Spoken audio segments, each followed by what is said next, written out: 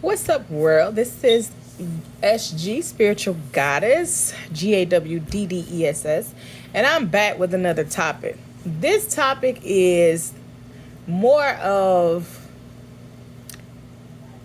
one of those alerts for you to pay attention to yourself.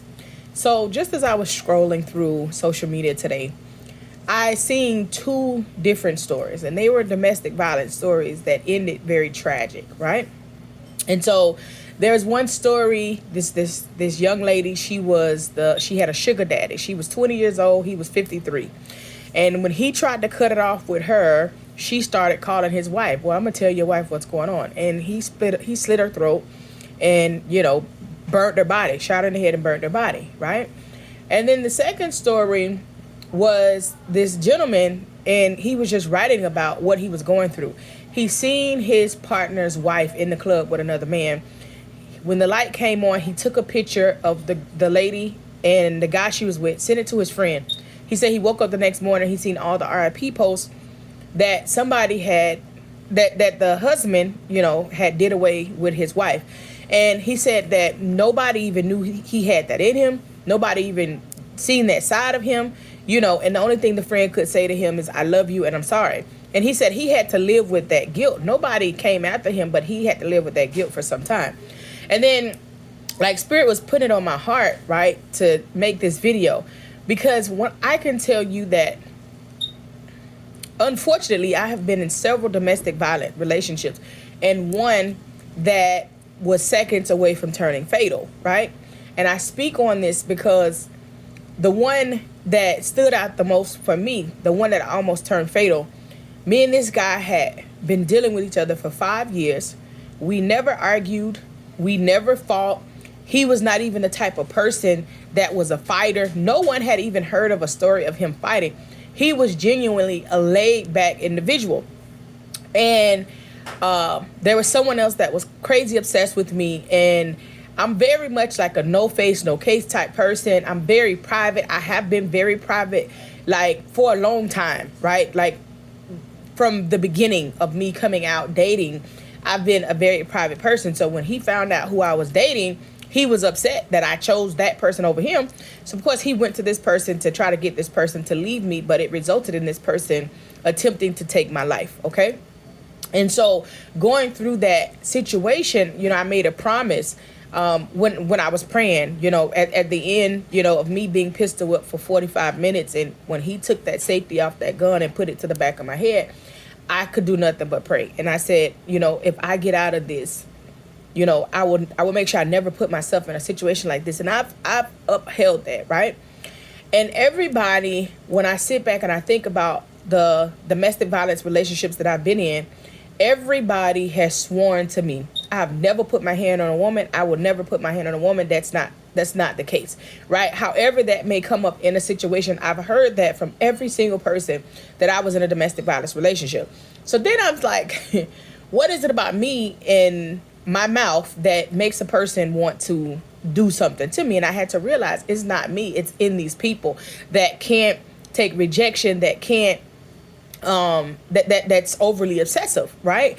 And so I want you to know, right? Anybody that's in this situation that feels like a person just loves them, or that obsession is a cute thing, that somebody being obsessed with you makes you feel good and makes you feel wanted. When you see that energy, you need to remove yourself from that energy, because it is not safe, okay?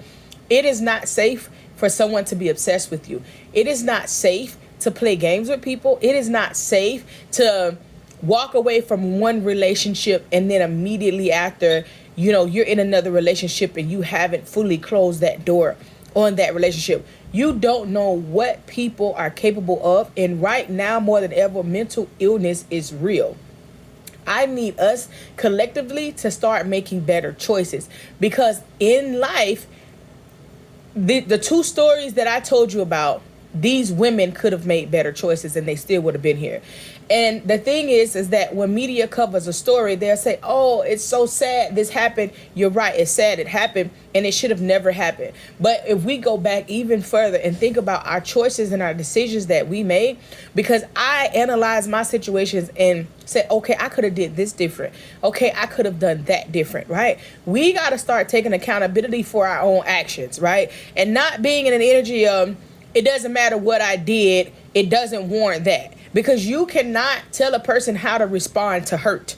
And that's just the bottom line to that. And once we start realizing that we can't control how someone responds, if somebody pissed you off and then you respond by going overboard, to piss them off even more. That's how life works.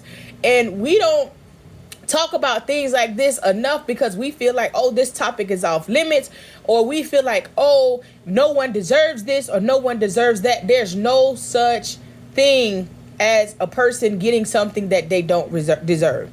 When you break it down, there's no such thing because it has to be warranted by God. In order for a person to leave here, it had to be warranted for you to leave here. Okay, there had to be something, whether, again, that's karma, past life karma, however you want to look at it. And let's be real about this. We have to start moving completely different because a man loves completely different than a woman. So it takes a man a long time to fall in love. You can get a man to show you attention, but when a man is deeply in love, you can't play with a man that's deeply in love. You can't play with a man's heart. You can't play with a man's family. You can't play with a man's money. And I am seeing so much DV, domestic violence, in the news when it comes to women. And I am over it. I am so over it because these things that are happening have all been based upon somebody crossing somebody. And you don't know what a person's mental stability is when you're crossing them. This is why you should lead with a pure heart and do right by others, right? I'm not for any reason saying that they had the right to respond the way that they did. My point is, you don't know how a person is going to respond to betrayal. You don't know how a person is going to respond to betrayal, so you need to be mindful of that. How about we start talking about how to not betray people, right? Because betrayal is an option. Betrayal is a choice.